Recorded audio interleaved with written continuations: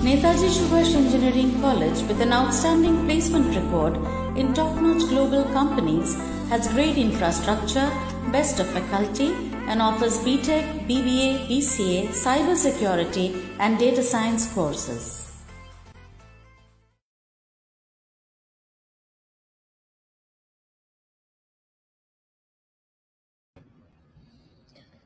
Hello everyone, good evening. Welcome to another session of the Success Mantra series brought to you by Netaji Subhash Engineering College.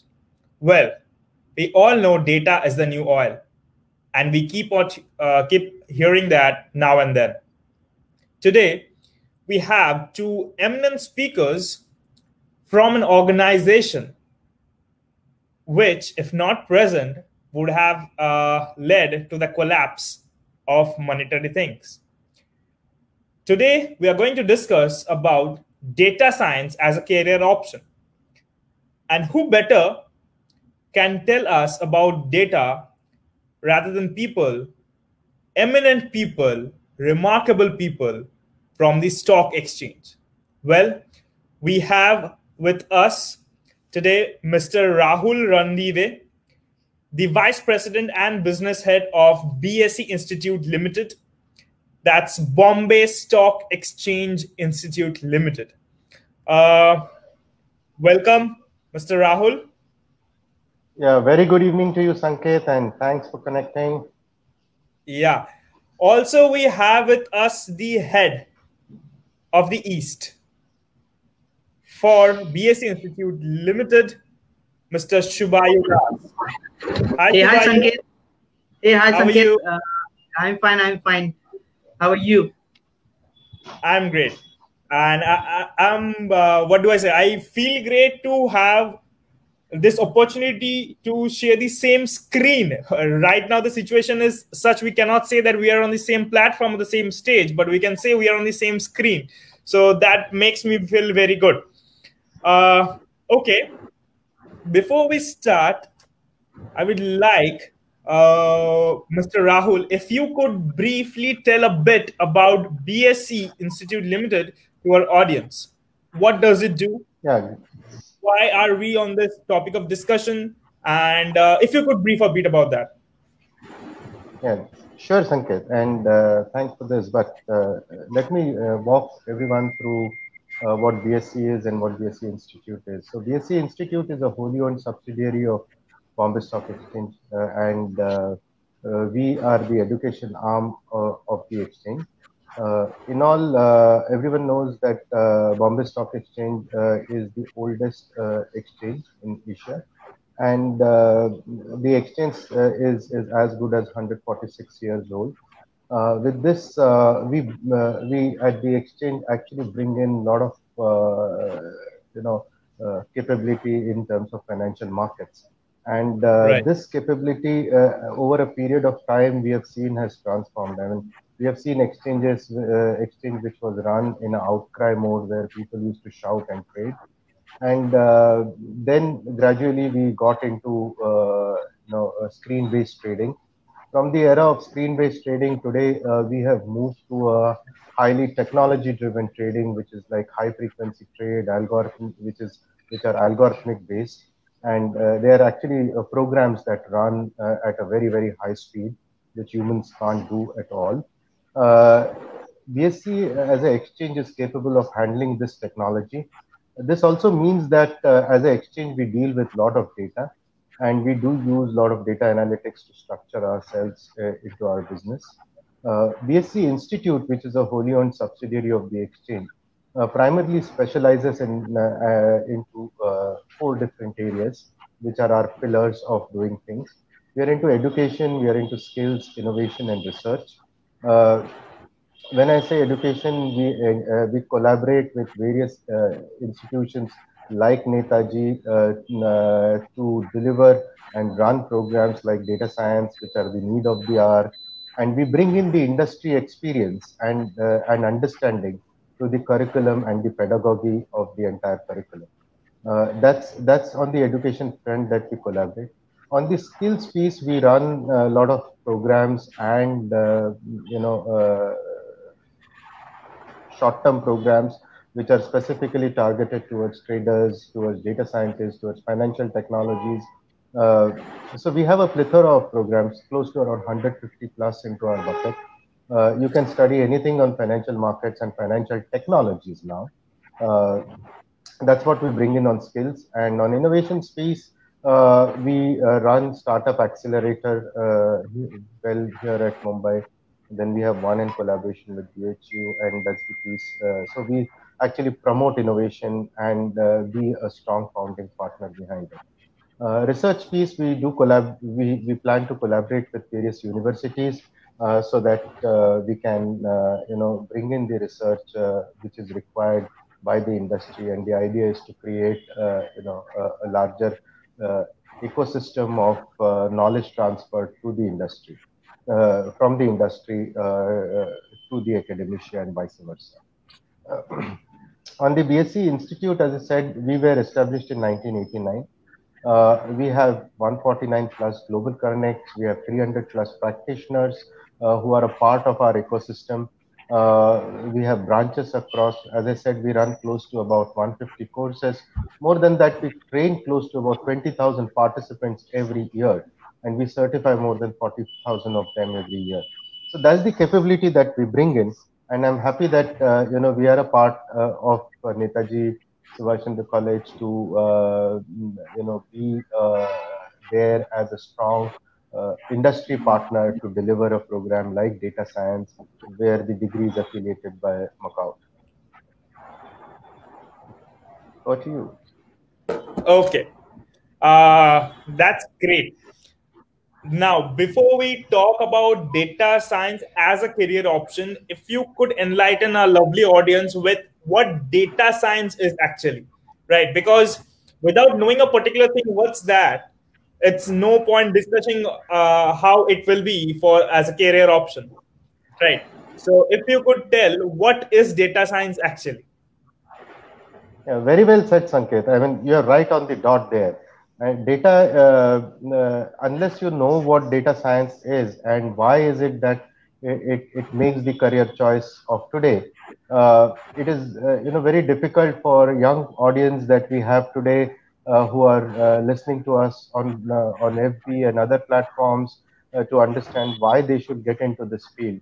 Let me also bring that there is a lot of talk about data science, and it's been said that this is the next big thing, and data will make the change in the coming millennium. In fact, you look at, there is a lot of impetus from the government also that to bring data to the country. I'm not touching upon it because this is a very sensitive topic. But yes, data will become the key element in terms of governance, in terms of government controls, and for the companies, it will become an asset that they need to look at in the future. That's why I always keep saying that data is the new oil of the digital economy. And we have seen how right in last 2-3 years, how the economy has moved towards more digitization. Not only is digitization being talked about as a transformation perspective in the companies now, but we are seeing digitization reaching the last mile with internet and mobile penetration increasing in a country like India. We have seen that the entire accessibility has gone from very rural outpost, and that's to the last mile. In fact, we see that farms are now being mechanized so that they can deal with the customers directly, and they don't have to go through a very market structure, which was the old structure that we have seen for years to come. Let me also tell you that this data, this entire connectivity brings in a lot of data into the system. And here are some statistics, I'm sure our viewers are seeing this, that how data has become abundant, and this data has changed forms. And no longer are we seeing data that is plain text or some numericals. We are seeing data that is in varied formats. For example, you look at Google Maps. You open Google Maps and you suddenly see that you can plan your route. This is a form of an analytics which runs behind it, and there is a whole system that got. But look at the data that is coming. This is not numeric. This is a geographical data that is getting pumped into in form of maps, and each maps has an overlay. So I don't know if some of them have looked at it, but when you open Google Maps, you have 3-4 options that you can work out with. You can either take a just layout look, or you can take a satellite view where you can actually see in a 2-dimension the height of the building. And now what Google introduces is a 3-dimensional street walk. And this is the data that then gets fed into, autonomous vehicles. When they're trying to make an autonomous vehicle which will go on its own, park you in a good hotel that you want to. Obviously, due to current situation, you may not go to a good hotel, but at least it will take you to your college without a driver. So when you're doing that, you look at the amount of data. For example, I don't know if you've seen that, but over 188,000 plus emails get exchanged every minute. Now look at the amount that comes in, and why go far? We been an exchange. We get a live stream of data every minute, which is in folds of GB. I mean, we are still hearing GB, but we get terabytes of data at the end of the day. And so this is a huge data that keeps coming at a faster and faster pace. And that's what we are looking at when I talk about data science. Let me hence first bring the first element of the piece, which is called the data in the data science. So we have seen, and we're just talking about what data is. But let me just, for the convenience of our viewers, slightly differentiate these two things. Let's look at traditional data first. Now, traditionally, we know that computers are there now almost for more than 3 to 4 decades in the country, and there are various database systems that were built. So, if you could go to a small, let's say, a shop or a mall, you could immediately go into a billing. And this data is particularly of 2-3 format, which is very, very structured. Now, what is this format? This format is basically a numeric or a text value, and that's how the data used to be for a long, long time. Till the time you had internet and you had Google Maps and your videos being exchanged. Now the thing has changed, and that's where the big data comes in. And that's the difference between a data and a big data. Also, big data, to add one thing, also due to the common or so much availability of internet, also we can say. Yes, absolutely. I mean, when you are using internet, let's say you're booking your Uber. Okay, now look at the amount of data that gets transferred. It tells you your location. So there is a map data that is relayed from your mobile, that is your GPS coordinates. Okay, then it also tells you the vehicle location. So there is a set of vehicle data there. And look at the amount of and the velocity at which data comes in. If every minute you have more than 1 lakh plus users accessing it in a country like India and sending in this data, look at the volume of data that Uber will receive in a minute. Now it has to analyze this data and then bring you up a solution that is finding you a nearest car and bringing you to your doorstep in a shortest possible time. Now this is where normal databases say like it came in last 2 years. As per the research, they said 80% of the data came in last 2 years. After Geo, the data that flood started. So the maximum data in last 2 years, it's come to us in a humongous way. So it's a huge data right now available with us. Correct. So, but big data over a traditional data has a very peculiar structure. So if you look at 3 key points, I think we can describe it in the next coming slide, which is more detailed on what data is. Or big data is, it has 4 characteristics, and one is obviously the volume and the amount of data that comes in. Like for example, Bombay has this incessant issue of rainfalls coming in at any time. Okay, right. And we had very crazy weather prediction system.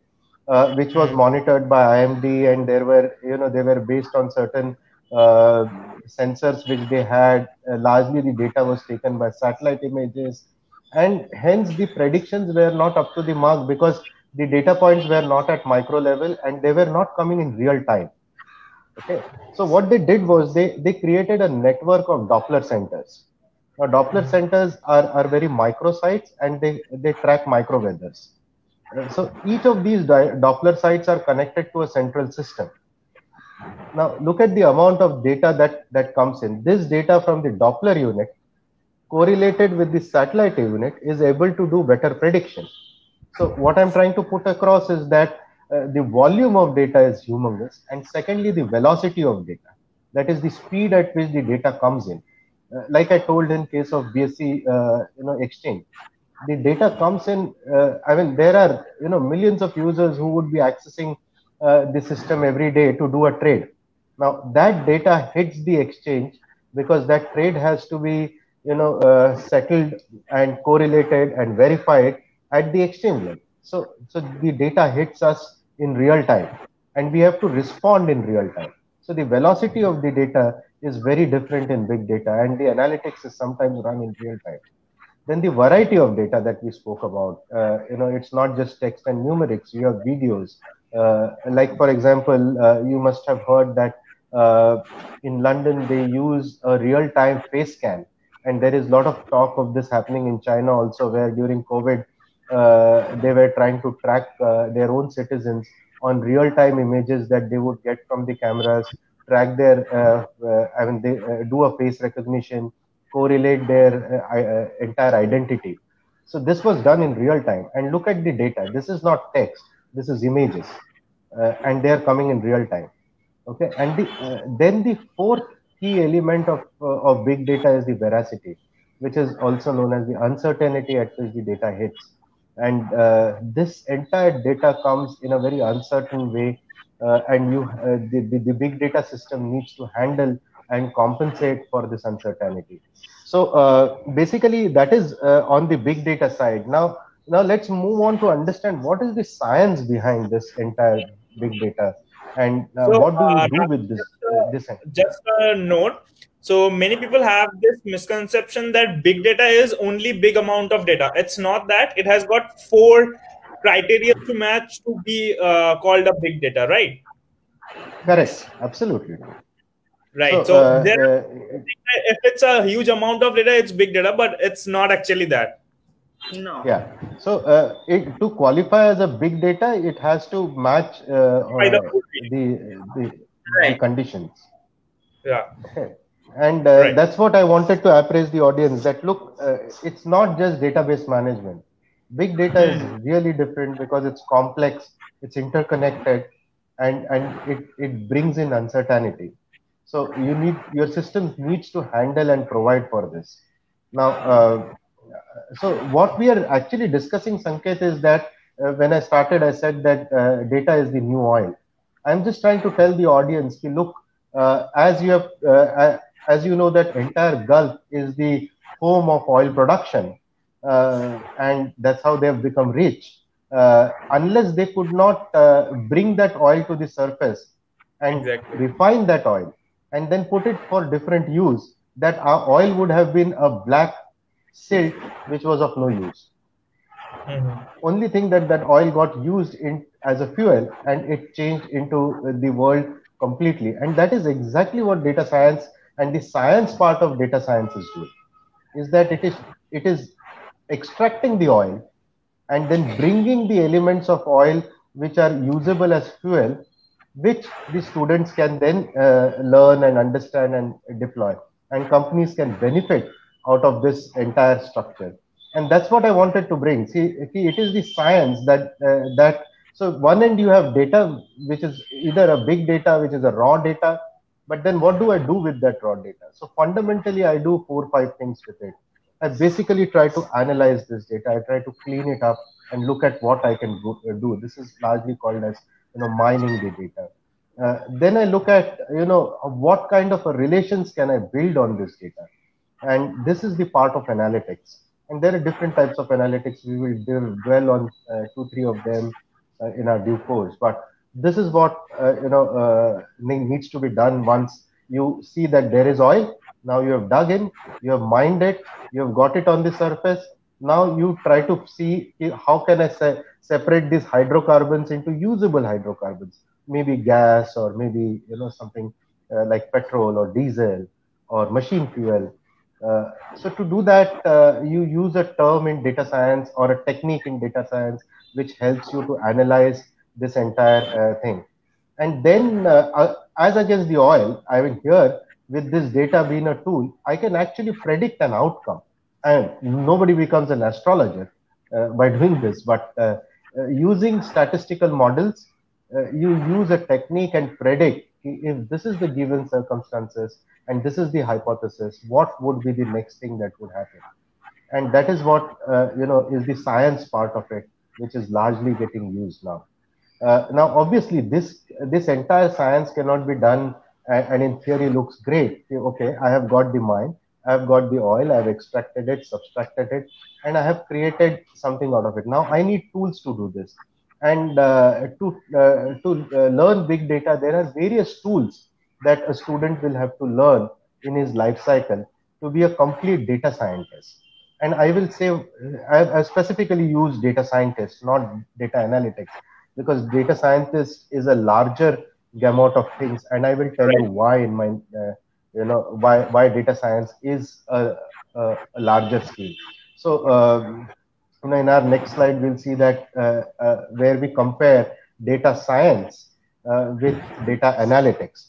Now, if I look at that piece of differentiation between an analyst and a data scientist, there are three blocks that we need to consider to differentiate an analyst and a scientist. One is the storytelling block. Now, you have a great data, okay, and you have made a great graphs. Now, if you cannot build a kind of a story behind it, and the reason as to what that data represents, you might end up comparing apples to oranges, and you will find that there is no correlation between the apples and oranges, and hence it's of no use. So a data scientist actually works on a higher scale, where he builds custom visualizations, where he will author academic papers, explain model behavior as to what that model is doing and how it is working and what are the things that you look at. Whereas an analyst is more or less confined to just build reports, create dashboards that looks good and are good to go. But to move to a next level where you form a support system to organization, you need the technique of telling the story around it. Then is obviously the analytics and modeling side of it. Now, normally we have seen that analysts normally uses a matrix that is given to them. They will use the key performance indicators and standard engines to run the analytics platform. But a scientist will go beyond a step there and say that, look, I understand statistics, okay, and I understand the entire technique behind how that engine was created. So based on the problem state. Slide. Sorry, yeah, we have this on the slide. Subayu, could you? Yeah, exactly, yeah. Right. Yeah. So continue. Yeah. Yeah. So basically, we are answering 4 different areas. First is what happened to my data. Then, why did it happen to my data? And thirdly, what will happen to out of this data? And the fourth piece is what is the best that could happen. So that is the life cycle that a scientist needs to run along. And each of this stage, the data gets cleared out. Like for example, when I'm doing an analytics, I'm actually doing a surgery. Okay, so here I'm doing a surgery and saying that, look, there seems to be a tumor, and that tumor seems to be a little malignant. Now this is a surgery. This is called as the postmortem or the analysis. Okay, and that's what the analytics largely will talk about. Then analytics will also explain why did it happen. based on data analysis. So he will use models, and like for example, he will use a self-service business intelligence algorithm, or he might use an ad hoc report on an OLAP, which is another technology which is available, and tell you why did this happen. Like for example, let's take a classic case of a stock market crash. Now, a data analyst will drill deep and say, look, this is what went wrong. Like, there is a classic movie, and this is for all to understand that there's a movie which speaks about how stock markets crashed because an algorithm failed. Okay, and that algorithm, which was a program, did not deliver on time. So it made a mistake, and due to that mistake, the entire crash in the stock market happened. This is obviously a little fiction, but it can anytime come true. And what a data analyst will do is look deeper into all sorts of data and find out and tell you what actually did happen and why did it go wrong. Okay, so data analysts are more of doctors who will do postmortems and will tell you what happened. But a scientist will go ahead and tell you what will happen. For example, he will use a generic predictive analysis, he will use predictive modeling and tell you what will happen. For example, let me walk you through that same Uber example. Interestingly, you will see that if you keep using Uber or Ola continuously, next time you open your app, it will automatically tell you the most used location, or based on your GPS and your travel system, it will start predicting and start helping you out. In fact, many of you might be using Amazon to buy things, and I'm sure in the current situation, you must have bought your grocery. Try doing and buying next time. Okay, first time if you would have bought, let's say, some oil, it will tell you similar brands with a reduced price. So this it is using a real-time data that it gets from you, doing a predictive analytics at backend, and then telling you, okay, look, this is what you can do with us. And what is the value? That the customer ends up buying some more things along with what he needs. That's the value proposition that a scientist would give to his company. So I tried to briefly dwell on what a data analyst and scientist is, and that's why there has to be a differentiation in minds of our students, because there is a lot of talk about this data analyst and business intelligence and data scientist. These are all progressive conditions, but as a student, I think from where our students are, that is, they have just finished their 12th, they have got fabulous results, and now they are waiting for to pursue their career in the aspiring industries that are coming up. And the program, I'm happy to tell you, Sanket, that we created actually encompasses what I spoke about. So we are not restricting students to only learn something which is a small part of it, like analytics. Rather, what we want students to do is, by the end of 3 years, they should be able to pursue multiple career options in the entire field of data science, because this field is we have changing. One question regarding this. We have one question regarding this by Debashish Chaudhary. He has a question that, is BSc in data science only for job perspective, or a student can go for higher studies as well? Interesting, Debashish. This is a very valid question, and I'm glad that you asked this. You can do both, and that's the short answer to this question. But I'll tell you why you can do both. Let's say you have a bent towards moving into research. Now, the field of data analytics obviously is a key element of research. I mean, you will need technical knowledge of that subject which you want to specialize in. But interestingly, and I'm looking at my next slide, and I hope the audiences are also looking, and that is also to answer Devashish's question, is that data analytics can be applied across domains. It is industry sector agnostic. That means I can use data science in health, tourism, I can use in varied industries, I can use banking, finance, and that is the reason why if you are bent towards research, you can take up research or higher studies as you go forward. There is one more element, and I will keep that in mind when I'm moving on forward. But at this point, I think partial answer to Devashi's question is that yes, you can do higher studies. There are pathways of doing higher studies to this. There is an MSc which can be accumulated to it. In fact, if you are doing management studies after this, this is a good tool to have, because most of the functional areas are now moving to or using data science extensively. For example, there is a heavy usage of using data science into HR, which is now called as the HR tech, where you use the data analytic tools like machine learning, artificial intelligence to do candidate sourcing, to better manage the employee relationship, to do employee learning. In fact, it is now used in payroll management. So data analytics is finding its use across the functional areas. Obviously, fintech is, we know that is being extensively used. So yes, it is sector agnostic, and you can go across sectors. This question come many times from students also. For the BSc, like after class 12, they think like I can place myself after doing BSc data science.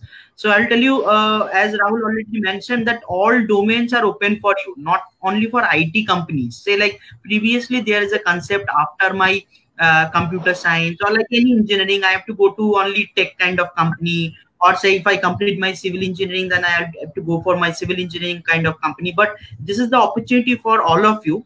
For big data or data analytics, the options are everywhere. Say they already mentioned finance, telecom, manufacturing, energy, healthcare. I can give you students many examples. Say example, ESPN. Say ESPN, they also hire data analytics. Why? Because when a player is going to field, there is many data analytics they are working. So it's a very lucrative job, and as well as very interesting job if you work in this data analytics companies. So as well as in bank, everywhere. So you can work in many companies. That's the main thing.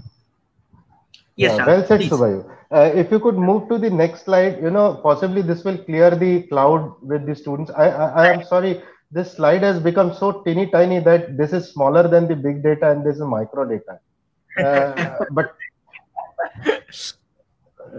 But let me dwell on key areas. So, friends, data analytics as a use case by industry, you can use this in energy, telecommunications, retail, and each of these industries has use cases. Let me tell you, for example, energy. Okay, we now are working with something called as the IoT or Internet of Things. These are devices that can be used to collect data from different sources, not just data, but they can be made functional. Like for example, switches that are coming with Amazon now. So you can connect those switches to Amazon Alexa. And I'm not scaring anybody off, but maybe this data then becomes public. Now we don't know, but large companies like Amazon are very sensitive towards privacy of data, and they do ensure that your data remains in a very secured and safe format. Yes, what I wanted to say that these IoT devices which you use, for example, your wristwatches, which you happily buy from Apple, saying that okay, this is an excellent watch that I need to use. But when it gets connected to your mobile phone, it is actually sharing your vital statistics like your blood pressure, your SO2 levels, SpO2 levels, and other things to that device. In fact, it is also telling you how many steps have you walked in a day. Now, this entire thing is used into health industry, or the application of it is for your fitness or health. So across industries, you can get opportunities. Now, what happens is most of the time when we graduated, at least when I graduated, I was very boxed. I mean, people would say that, okay, so you want to be engineer? I would say, okay, no. So they would say, okay, then you can do these 10 things. But the times have changed. In fact, the recent government understanding on education and the policy which has come is very encouraging, because this policy is now talking about something called as the interdisciplinary or multidisciplinary learnings. That means, can I use data from the Amazon stream of what customers buy and what time they buy, what age they buy in, and what life cycle they buy in, and then correlate this and study something called as the consumer psychology. Now, this is a field of psychology. You will need to study psychology. Now, our friend asked us, can I do research? Yeah, this is the field of research. Can I do higher studies? Rahul, on this regard, we have another question on the fly about a job opportunity. Shorodeep says, hello, hope you all are doing good. Yes, Shorodeep, we all are doing good. We hope that you are doing good as well. He says, my question is, what is the difference between a business analyst and a data analyst roles in terms of employment in data science domain? Yeah, so well said, Shorodeep. The key element of differentiation into business analytics, business intelligence as it is called as, and data analytics and data science. If you would have been a part of a while ago, you would have seen the curve of what happened, why did it happen, and what will happen. So in this life cycle, okay, a business analyst might only work to a level of why did it happen. Or a data analyst will only answer questions till why did it happen. But if you have to go on to a level where you do predictive analytics, okay, like for example, let's say, like I said, in case of consumer behavior or the consumer psychology from the Amazon data, can I predict when a customer will buy at what time? Okay. I remember this was a long interview. I think it was early days of Google when the owner of Google came on stage and he was talking about what Google was and what was the Google's philosophy. And he was asked a very interesting question by an interviewer, and he was asked, you have already become the giant of search engine, and anything that you search, you can find on Google. I mean, today, synonym to finding things is Google.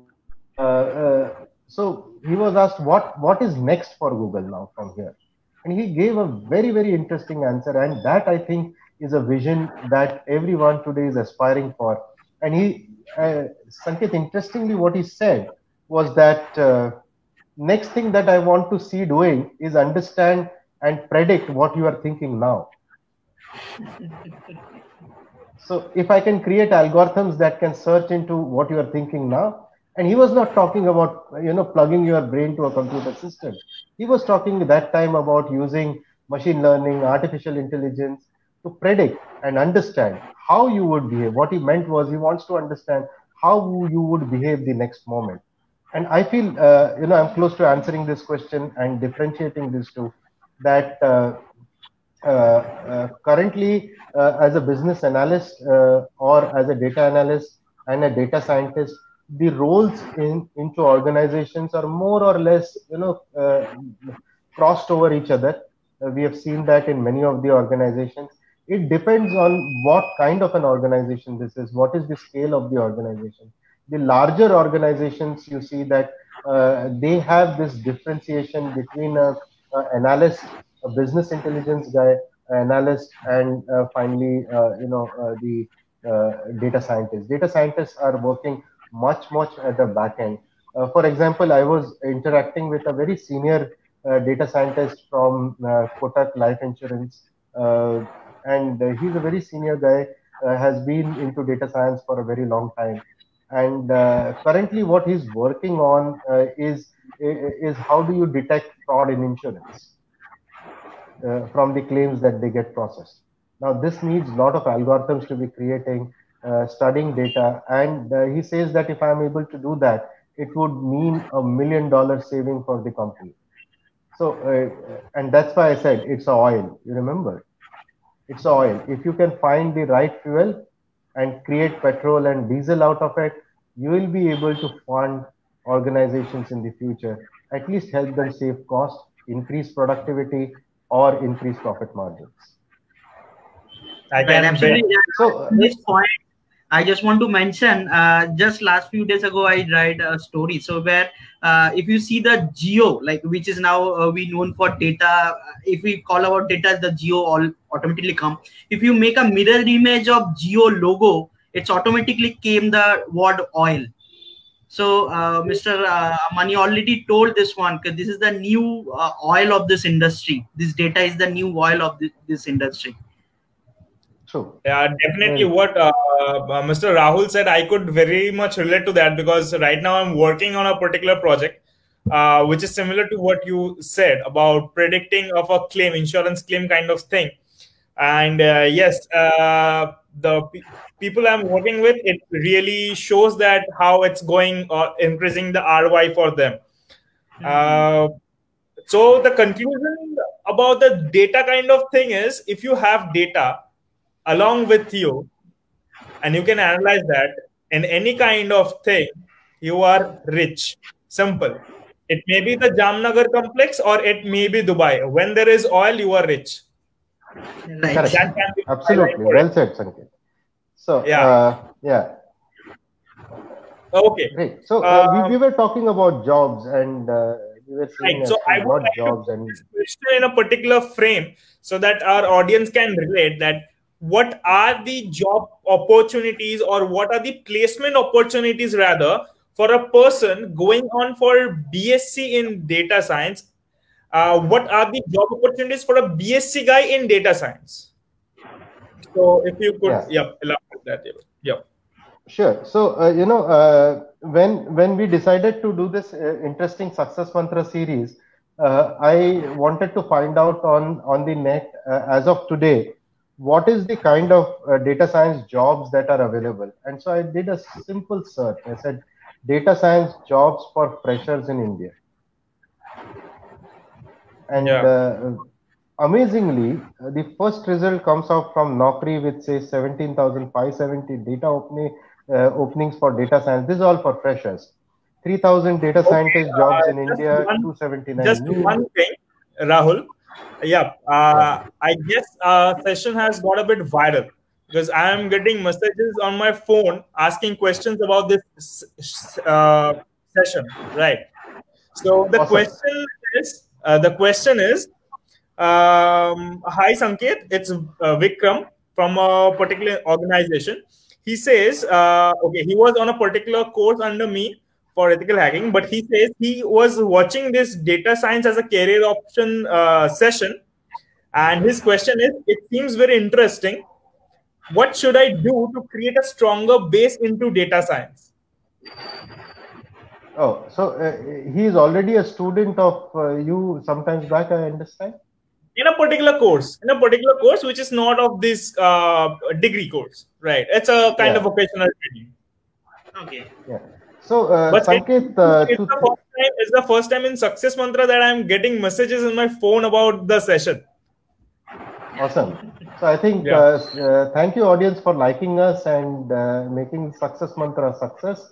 But answering to your question, Sanket, and what I would like to say is that to begin your career from a scratch, I think it will incorrect to narrow your constraints, because you're dealing with big data, and your thoughts also have to be equally big to pursue big data. If you restrict yourself, so there are talks saying that, okay, I'll learn R, I'll learn Python, and I'll learn some Hadoop, but these are tools. Understand that you cannot be a great sculptor unless you start seeing the image in a wood. Now, you have to see the image. Now, that you can do only when you start thinking and becoming like an artist.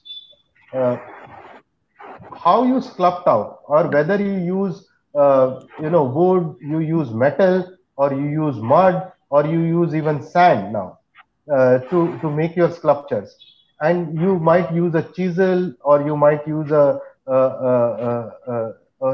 hacksaw, whatever you use, or you might use a lathe machine, or you might use a CNC machine to or an automated machine to create a metal structure out of that block of wood or metal, you need to be an artist first. And if you're beginning your career, you have to start thinking like an artist and learn the larger framework rather than creating yourself restricted to tools. For example, if you learn how to use chisel, you might be able to sculpt out a few images.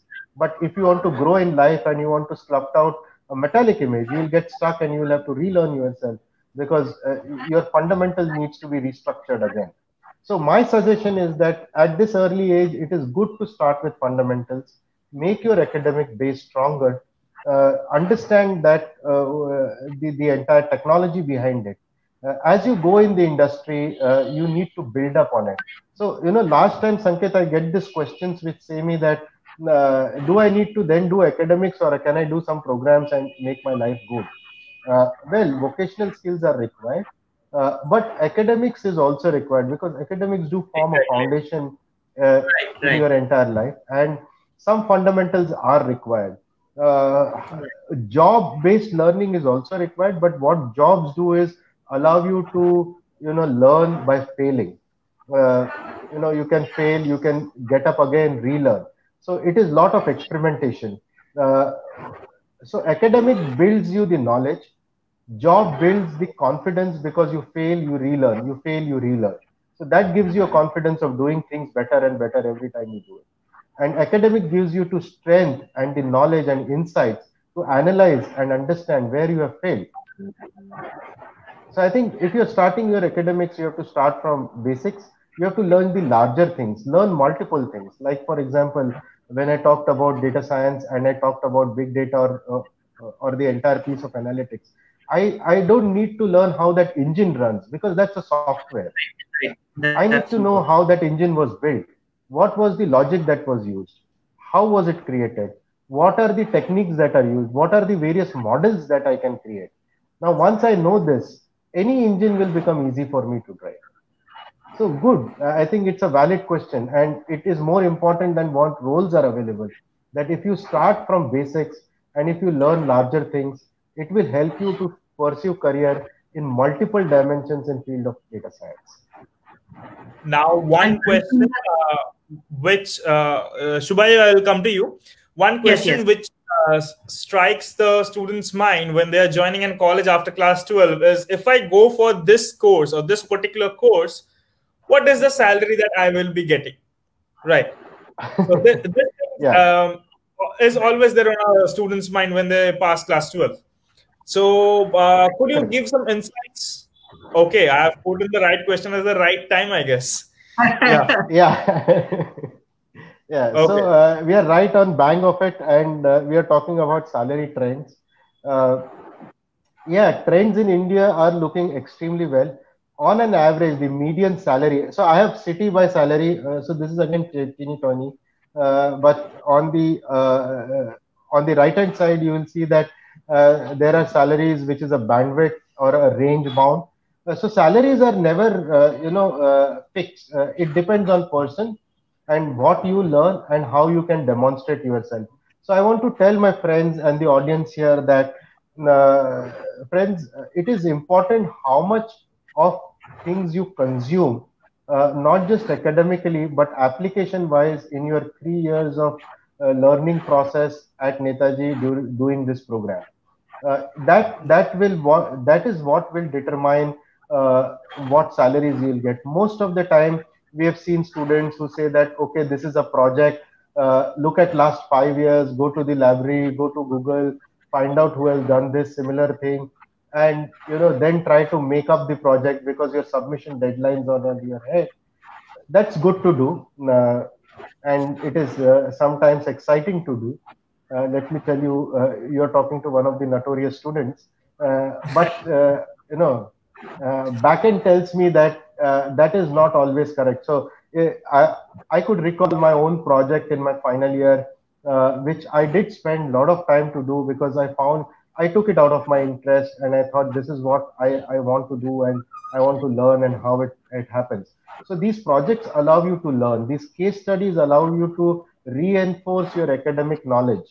And when you do this, at every stage, it is what will build your salary. So average salaries are currently around 4.55 lakh rupees, but they are range bound. So some of them have got 20 lakh rupees. And let me tell you, I think we have a student in Calcutta, though she is from a financial market specialization. What happened was, we in Calcutta for financial markets, we do get students placed every year, and our average salaries are around 2.5 somewhere. But some of our students, and look at what happens when you contribute. Very active students, not and very studious. She would contribute a lot, work very hard.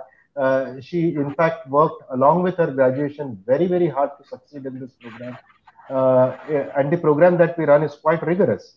But when this happened, she ended up getting a job with an average salary, with her current salary of 16 lakhs. She currently works in Singapore, and she's a fresher. So it's not that all of you will get it, but I'm sure that if you contribute yourself for 3 years, you will get it. So I want to leave everyone with a thought that, as Churchill said, ask not what you have given, what you have got from your country, but ask what you have given to your country. So ask yourself, what will you give to succeed for these 3 years? Friends, 3 years of your life will be the most exciting period. All of us, Sanket, me, Subhayu, all of us have gone through this entire phase of life. These 3 years will never come back to you. But fun, studies have to go hand in hand. Believe me, the next 3 years, by the time you graduate, the world is going to be more exciting. Forget what has happened now. I mean, this will remain as one of the history book page called year 2020, pandemic, COVID-19, and that will end with a full stop at some point in time, and people will forget it. But what it brings to all of us is a great ray of hope, a great time ahead. We as a country are currently poised in a position where we can make the maximum benefit out of the current situation. And I think as a student, if we are skilled, understand that most of the large companies are looking at India as their base station. Let me, Sanket, brief our friends on one interesting finding. So, being a part of the business function, I also interact with a lot of HR heads across the country. And I was in touch with few of them on a piece of program that we ran called as the Investment Banking Back Office Operations. Now, this is a program where students learn on financial markets which are global in nature. What happened was, over a few months back, just before COVID, sometimes back, I was meeting some leaders across, like BNY and Cognizant and others. And I had a very interesting revelation there that they were saying that many of the business analytics and data analytic functions are shifting from various countries to a base station in India. Now, that means that the amount of jobs created in 3 years will be high. And let me tell you that currently, on an average, if like last year in 2019, data says that around 3 lakh plus jobs were created in data science, though this is an estimated number, but around 2.5 lakhs of them could not be serviced because they did not get skilled people. So they had to recruit people from mathematics and other backgrounds and allow them to be skilled and brought back to work. I think this is an opportunity where you can begin your career with a skill that will allow you to move across the industry and across domains and across functional areas. Right. So, ending your answer, salary is one piece. I think you can chase salaries. All of us do. None of us work free. A salary is something that you will definitely get paid for based on the quality of work. As I said, the sculpturer, you have to become the sculpturer. So your art will definitely get paid if it sounds beautiful. And every passing year with the knowledge that you gain in 3 years, you can make your art look good and better and best and perfect. Right. So to add on to what Rahul said about the next 3 years that you guys will be having, it's obviously going to be the best part of your life. Everyone have their college life as the best part, right? But with data analytics, you can actually do a bit on your spendings and save a bit of money using analytics to do a better party at the end of the month, right? Yeah. True. Right. Absolutely. Okay. The next question is one of the most vital questions, I would rather say. We have got the answers for why data science, what are the placement opportunities, what are the salary opportunities, how much they can earn, what are the differences, right? But Correct. Why BSc in data science in Netaji Subhash Engineering College and not somewhere else? Yeah. So point. Very Shubha, you would like to take up that question? Yes. Yeah, so yes. So first of all, Netaji Subhash Engineering College is one of the renowned colleges in Kolkata, and it's I believe one of the first college under Techno India, which we are running in engineering. So it's our privilege to have collaborated with them and run this program. Actually, this is combination of academics as well as the practical exposure. So we have very good faculty pool in Netaji Subhash. That's a best part, and its proximity is super. So our students nowadays, because that's a big question to all parents, how my son or daughter will travel to the college. So they have a huge infrastructure, very good infrastructure, as well as educational platform wise. I can tell you their faculties are superb.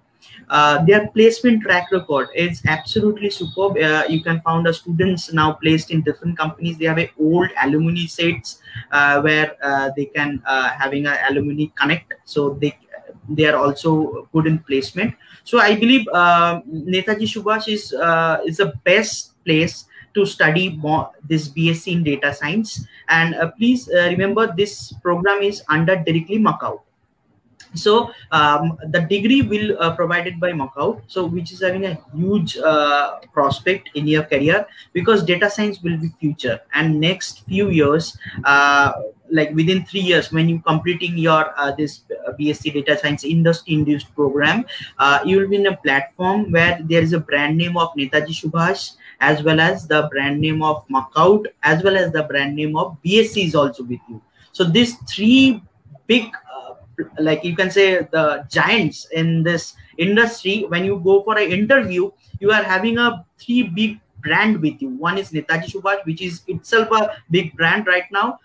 One is Macau, which is the previously known as WBUT, West Bengal University of Technology. Now we all known as Macau, and as well as Bombay Stock Exchange Institute Limited. So I believe it's a best place and it's the right place to study.